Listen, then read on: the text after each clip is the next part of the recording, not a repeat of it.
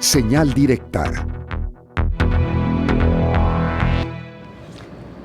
Estamos de regreso y agradecemos la visita en este foro de Rogelio Campos. Él es politólogo y con él vamos a platicar del proceso electoral en Estados Unidos, esto que parece ya un hecho, la victoria de Donald Trump. Rogelio, muchas gracias por la visita, qué gusto tenerte aquí. Gracias, el gusto es mío, muy amables. Bueno, pues Rogelio, algo que seguramente no nos gusta a la mayoría de los latinos, pero parece que los estadounidenses piensan distinto respecto a qué es lo que les conviene, ¿no? Sí, efectivamente el día de ayer no solamente Donald Trump gana la presidencia como se vota en ese país por el colegio electoral, también gana el voto popular, no solamente eso, también gana el Senado y no solamente eso, también gana la Cámara Baja del Congreso. Entonces se lleva el paquete completo. Y bueno, pues esto es algo que ya se veía venir, las encuestas así lo perfilaban, hay varios hechos que fueron confirmando la percepción de un triunfo inevitable.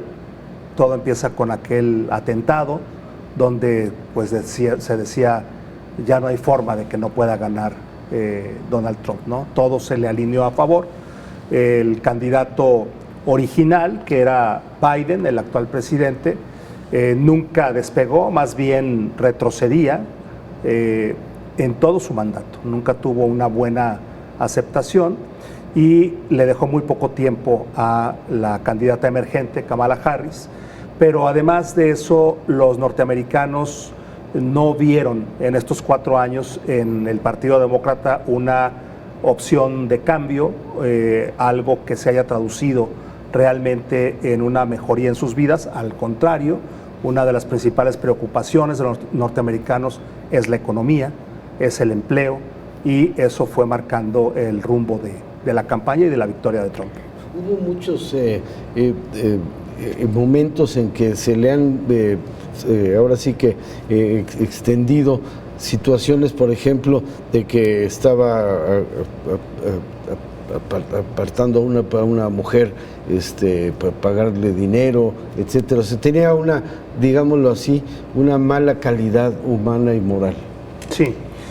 Sí, sin embargo, esto en la política en distintos países últimamente ha dejado de ser un referente.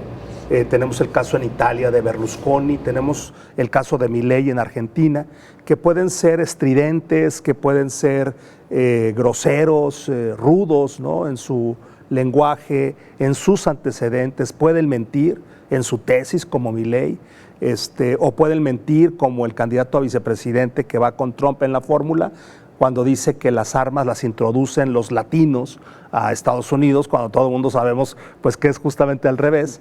Y eso se puede hacer, y ustedes como periodistas lo saben mejor que nadie, en la era de la posverdad. Se puede decir siempre y cuando se diga con mucha seguridad y se apele a lo que el ganador del premio Nobel en Economía, Daniel Kahneman, que lo ganó sin ser economista, siendo psicólogo, explicó brillantemente en la teoría del comportamiento. Aquí se apela a los sentimientos, se apela a las emociones, no se apela a la racionalidad. Y lamentablemente eso cada día es más común en diversas partes del mundo. Claro. Y por ello el tema del nacionalismo jugó a favor de Trump, ¿no? El utilizar al migrante como gran parte de la carga que tiene Estados Unidos, de por qué le fue mal a los estadounidenses, además de, por supuesto, las decisiones que tomaron los demócratas, pero incluso en la última declaración que hace respecto a la posibilidad de cobrarle aranceles a México si no se retiene el flujo migratorio y el tema de la llegada de drogas, ¿no?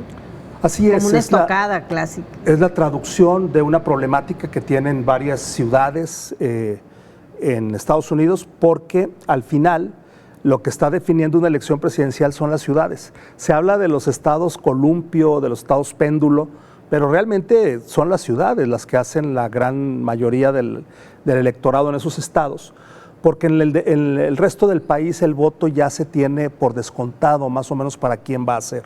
Entonces, la tragedia que está viviendo en algunas ciudades es la pérdida de empleo, y eso viene ocurriendo desde hace 40 años, en el cinturón del óxido, por ejemplo, y es paradójico porque Estados Unidos, siendo uno de los grandes impulsores de la globalización, es víctima de esa globalización, y no como país, su población.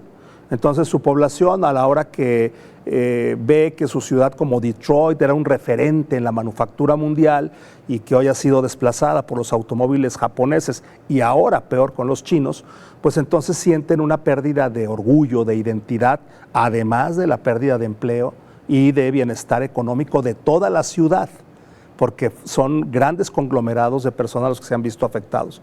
Entonces es paradójico, ¿por qué? Porque Trump, con todo lo que anuncia, no va a solucionarlo.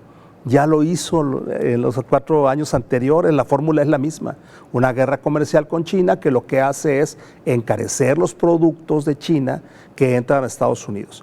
China exporta en moneda, en valor, 3 veces más a Estados Unidos que lo que Estados Unidos exporta a China. Entonces, decir, voy a ponerte aranceles, lo único que estoy haciendo es encarecérselo a mi consumidor de mi país. Voy a ponerle aranceles a México, lo único que estoy haciendo es ponerle más caro el producto final a las personas de mi país. Esto me lleva mucho a la siguiente pregunta: ¿por qué o qué tanto es verdad estos compromisos estridentes que hace Trump y qué tan viable es que los lleve a la realidad, o qué tanto fue nada más una campaña? Es una campaña, simplemente ya se conoce lo que hizo. O sea, detrás de lo que anunció hace 4 años, lo que sí hizo fue permitir oleoductos. Y todo el mundo estaba con el muro, y todo el mundo estaba con la migración y con la guerra comercial con China. Pero mientras eso pasaba, se construyeron oleoductos que se tenían detenidos por el Acuerdo de París y otras cosas. Entonces, esas cosas sí pasaron. Él trae una agenda real y la va a cumplir. Y mientras va a construir un muro para que vayan, le saquen fotos y para que vayan, le tomen película, etcétera, ¿va a detener la migración? No la va a detener. Separó familias, hizo cuestiones estridentes, la gente siguió entrando. Es otra paradoja. Si el día de mañana se detuviera la migración a Estados Unidos, las consecuencias para la economía norteamericana serían desastrosas en la industria de la construcción, en la industria de los servicios, la hotelería, los restaurantes, la cuestión agrícola. Entonces son paradojas de un país que viene derrumbándose en lo que mucho tiempo consideramos que era un gran imperio. Y en el fondo, lo que tiene que ver aquí es que hay una gran desigualdad en Estados Unidos. Mientras en Estados Unidos el 1% más rico del país se queda con el 20% del ingreso nacional, por ejemplo en Alemania se quedan con el 13%. Entonces hay una gran concentración. Estados Unidos puede crecer al 2%, Europa al 1%, y sin embargo los europeos en los últimos 40 años les ha ido mejor que a los norteamericanos, porque tienen una red de estado de bienestar y porque no tienen tal concentración de riqueza. Claro. ¿Qué le debe preocupar a México con la llegada de Trump? Pues que va a estar más movido el barco, ¿no? Va a haber más puestas en escena, más estridencias, más estrés en la economía, ¿no? A la hora que los mercados son muy emocionales de repente, entonces a la hora que se diga que va a haber aranceles, pues que suba el dólar. El superpeso debe preocuparse. El superpeso dejará de ser superpeso en muchas semanas del año, ¿no? Pero bueno, yo en el fondo considero que no llegará más allá de puestas en escena. ¿Por qué? Porque Estados Unidos necesita México.